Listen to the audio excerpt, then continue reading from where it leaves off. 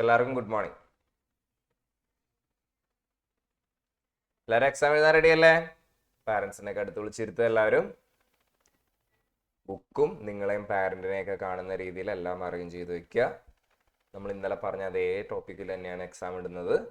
So നമുക്ക് എന്നിട്ട് എക്സാമിലേക്ക് കിടക്കാം. എല്ലാവരും വേഗം ഒന്ന് റെഡിയായേ.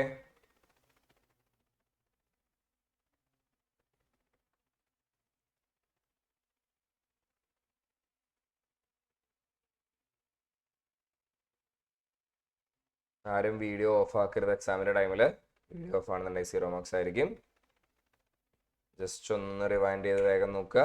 എന്നിട്ട് എക്സാമിന് വേണ്ടി എല്ലാവരും സെറ്റ് ആവുക. പാരൻസിനെയൊക്കെ അടുത്ത് വിളിച്ചിരുത്തുക. നിങ്ങളെയും പാരൻറ്റും ബുക്കും ഒക്കെ കാണുന്ന രീതിയിൽ വേണം അറേഞ്ച് ചെയ്യാൻ ക്യാമറ.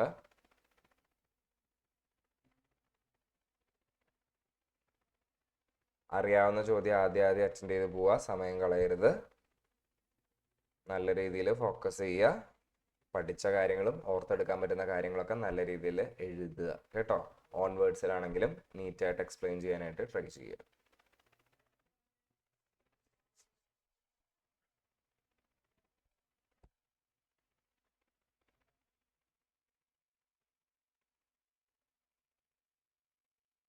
ഓക്കെ അല്ലേ മക്കളെ? ക്വസ്റ്റ്യനിലേക്ക് പോകാലോ.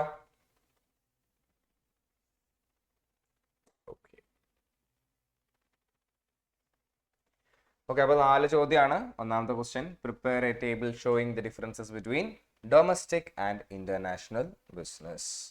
5 മാർക്കിൻ്റെയാണ്. അടുത്ത question, what are the modes of entry in to international business. ഇന്റർനാഷണൽ ബിസിനസ്സിലേക്ക് കയറാനുള്ള ഏതൊക്കെ മോഡുകളാണ് ഉള്ളത്? And also write a short note on licensing and franchising with its advantages and disadvantages. 4 മാർക്കിൻ്റെയാണ്. അപ്പം 4 മാർക്കിനനുസരിച്ചുള്ള കണ്ടന്റ് നിങ്ങൾ എഴുതിയാൽ മതി. ഓക്കെ, അടുത്ത പറയാണ്, what is meant by WTO. എന്താണ് WTO?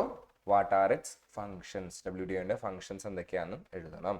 ആൻഡ് അടുത്ത ക്വസ്റ്റ്യൻ വരികയാണ്, എന്താ? Name any 4 documents required for import business. Import ബിസിനസ്സിന് ആവശ്യമുള്ള ഏതെങ്കിലും ഒരു 4 ഡോക്യുമെന്റുകൾ മെൻഷൻ ചെയ്യാം. ക്ലിയർ അല്ലേ? സെറ്റ് അല്ലേ? ഇപ്പൊ 15 മാർക്കിലാണ്. വേഗം എഴുതിക്കോളൂ. All the best.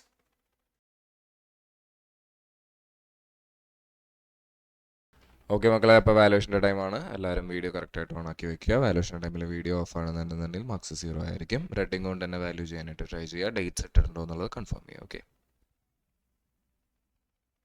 ഓക്കെ, അപ്പോൾ നമുക്ക് ആൻസേഴ്സിലേക്ക് പോവാം. ഫസ്റ്റ് ക്വസ്റ്റ്യൻ എന്തായിരുന്നു? ഡൊമസ്റ്റിക് ബിസിനസ് അതേപോലെ തന്നെ ഇന്റർനാഷണൽ ബിസിനസ് തമ്മിലുള്ള ഡിഫറൻസ് എഴുതാനായിരുന്നു. ഏതെങ്കിലും ഒരു 5 എണ്ണം എഴുതിയാൽ മതിയായിരുന്നു. കാരണം 5 മാർക്കിൻ്റെ അല്ലേ കൊടുത്തിരുന്നത്. അപ്പോൾ ഡൊമസ്റ്റിക് ഉണ്ട് ഇന്റർനാഷണൽ ഉണ്ട്. എന്താണെന്ന് നോക്കാം. Buyers and sellers are from same country അല്ലേ? ഡൊമസ്റ്റിക് ആണെങ്കിൽ സെയിം കൺട്രി ആയിരിക്കും. ഇന്റർനാഷണൽ ആണെങ്കിൽ buyers and sellers are from different countries. Various middlemen are usually citizens of the same country. Middlemens എങ്ങനെയായിരിക്കും? ഒരേ രാജ്യത്തായിരിക്കും. ഇപ്പോൾ ഇന്റർനാഷണൽ ആണെങ്കിലോ various middlemen are from different nations. അടുത്തത്, the factors of production move freely within the country. രാജ്യത്തിൻ്റെ അകത്ത് തന്നെ factors of പ്രൊഡക്ഷന് ഫ്രീ മൂവ്മെൻറ്റ്സ് ഉണ്ടാവും. പക്ഷേ എങ്ങനെയാണ് ഇന്റർനാഷണൽ ആണെങ്കിൽ there are restrictions on free mobility of factors of production. അടുത്ത പറയാണ്, markets are homogeneous in nature. ഇപ്പുറത്തോ international markets lacks homogeneity. International മാർക്കറ്റിൽ ഹോമോജീനിറ്റി കുറവായിരിക്കും. പിന്നെ പറയാണ്, business systems and practices are homogeneous. International ആണെങ്കിലോ business systems and practices are varies across the country. രാജ്യം മാറുന്നതനുസരിച്ച് അവിടെ മാറ്റങ്ങളുണ്ടാവും. ലാസ്റ്റ് പോയിന്റ് പറയാണ്, it has to face the political systems of only one country. ഏതിൽ? ഡൊമസ്റ്റിക് ആണെങ്കിൽ. ഇന്റർനാഷണൽ ആണെങ്കിൽ different countries having different forms of political systems. Clear ആണല്ലോ? ഇതിൻ്റെ അകത്ത് ഏതെങ്കിലും ഒരു 5 എണ്ണം എഴുതിയിട്ടുണ്ടെങ്കിൽ 5 മാർക്ക് എടുക്കാം. സെറ്റ്. എല്ലാവരും 5 മാർക്ക് വാങ്ങിയിട്ടുണ്ടെന്ന് വിചാരിക്കുന്നു. ഓക്കെ, അടുത്ത നോക്കാം.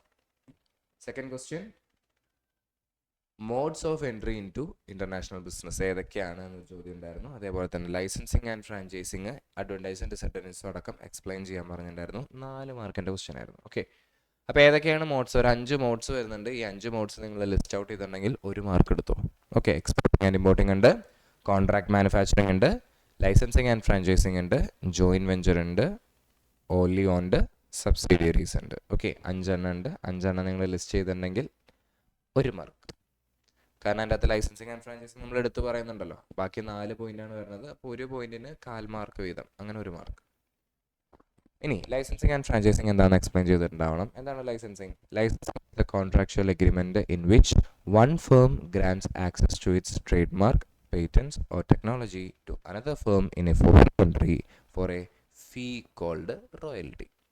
The firm that grants permission is known as licensor and the firm that receives the right is called a licensee.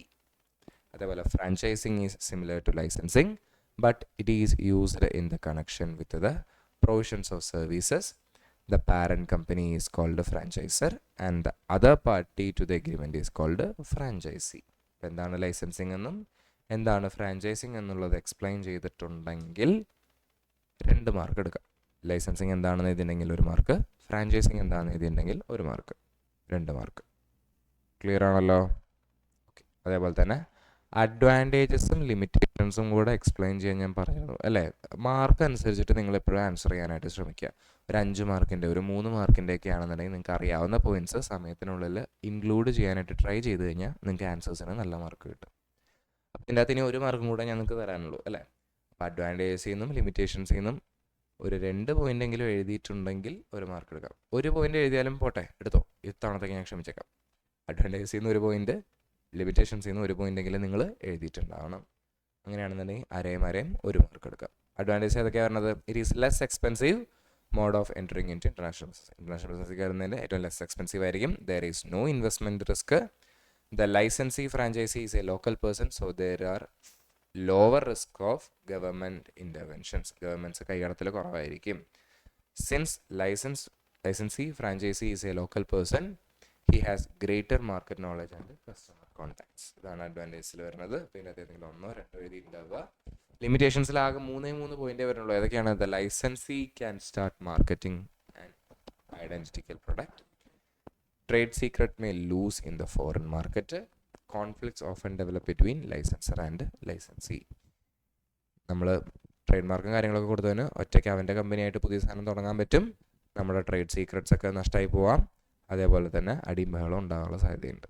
ഇതിൻ്റെ അത് ഏതെങ്കിലുമൊക്കെ 1 or 2 എഴുതിയിട്ടുണ്ടെങ്കിൽ നല്ല കാര്യം. ക്ലിയർ ആണല്ലോ? അഡ്വാൻറ്റേജിന് 1/2 മാർക്ക്, ഡിസഡ്വാൻറ്റേജിന് 1/2 മാർക്ക്, 1 മാർക്ക്, മൊത്തം 4 മാർക്കിൻ്റെ സെഷനാണ്. സെറ്റല്ലേ? ആൻഡ് അടുത്ത ക്വസ്റ്റ്യനിലേക്ക് പോവാണ്. വേൾഡ് ട്രേഡ് ഓർഗനൈസേഷൻ WTO എന്താണ്? അതിൻ്റെ ഫങ്ഷൻസ് എന്തൊക്കെയായിരുന്നാണ് ചോദ്യം ഉണ്ടായിരുന്നത്. 4 മാർക്കിൻ്റെ ആയിരുന്നു. അപ്പോൾ WTO എന്താണെന്ന് എഴുതിയിട്ടുണ്ടെങ്കിൽ 1 mark. The WTO, the principal international institutions for the management of international trade. It was to transform the GATT into permanent institution. Its main function is to ensure that trade flows as smoothly, predictably and freely as possible. Clear ആണല്ലോ? ഇതല്ലാണ്ട് WTO form ചെയ്ത് 1995 പോയിന്റ്സും കാര്യങ്ങളൊക്കെ include ചെയ്തിട്ടുണ്ടെങ്കിലും നല്ല കാര്യമാണ്. Okay, ടെക്സ്റ്റിലുള്ളതും ഒക്കെ refer ചെയ്തിട്ട് നിങ്ങൾക്ക് answers എഴുതാം.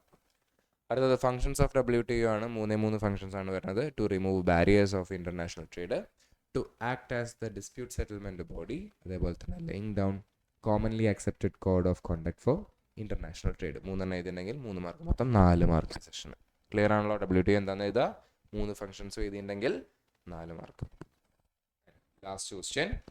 Documents required for importing business അഥവാ ഇമ്പോർട്ട് ട്രേഡിലേക്ക് ആവശ്യമുള്ള ഡോക്യുമെന്റ്സ് ഏതൊക്കെയാണെന്നുള്ളതിൽ ഏതെങ്കിലും ഒരു 4 എഴുതാനാണ് പറഞ്ഞത്. 10 ഡോക്യുമെന്റ്സ് ഉണ്ട്. ഇതിനകത്ത് ഏതെങ്കിലും ഒരു 4 പേര് എഴുതിയിട്ടുണ്ടെങ്കിൽ നിങ്ങൾക്ക് 2 മാർക്ക് എടുക്കാം. ഒരു ഡോക്യുമെന്റിന് 1/2 മാർക്ക് വീതം.